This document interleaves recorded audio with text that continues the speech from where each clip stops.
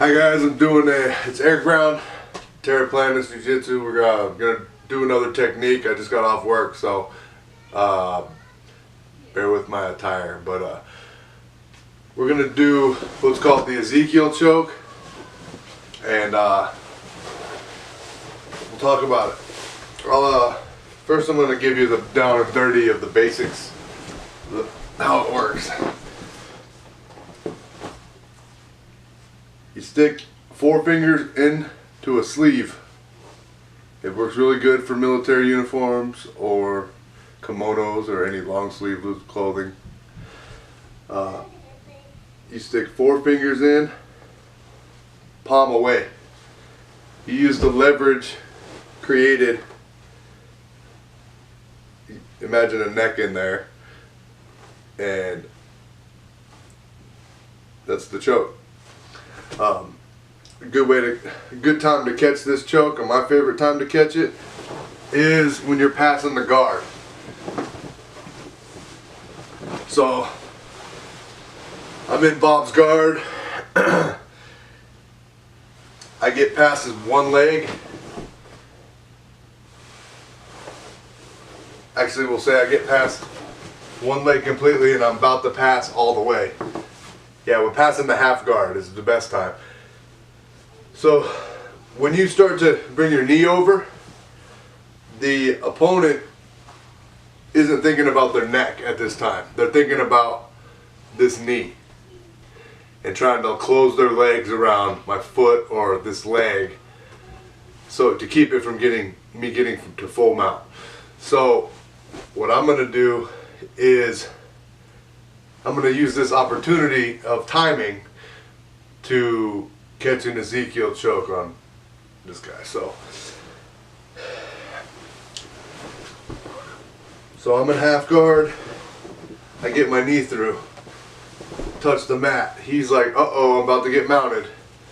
So he puts his hands and his efforts toward regaining half guard. This is the time where I go. I snatch the Ezekiel choke. Now, this choke is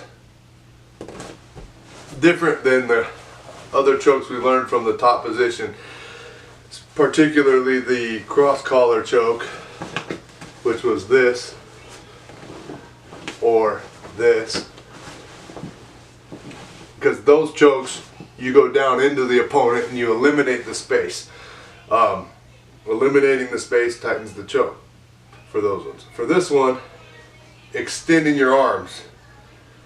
This is one of the rare occasions where extending your arms is a good idea in jiu-jitsu. But this is when it is. This is how you tighten an Ezekiel choke.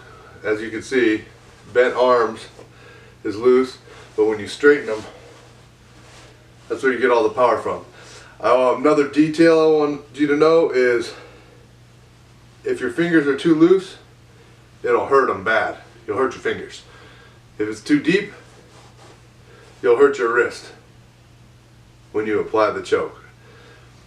The sweet spot is right at the end of your fingers, where the fingers go into the hand. That's the depth you're looking for.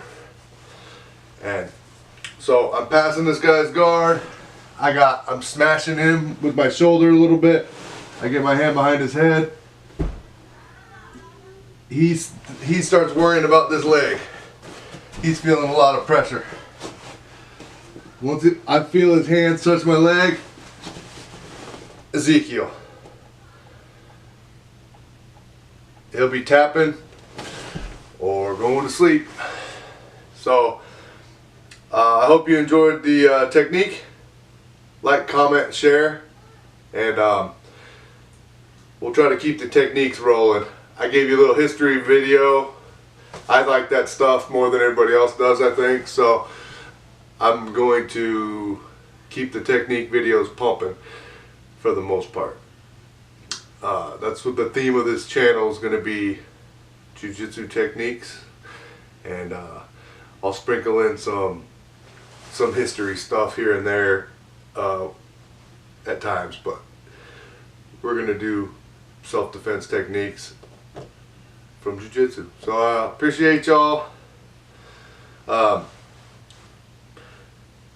Sorry I'm not dressed right for the video, but we're about the meat and potatoes on this channel. We're doing techniques, and that's what it's about. It's not so much about the flash, but more about the substance. So the technique works, and if you do it properly, you'll have success. I appreciate y'all watching, and have a good one.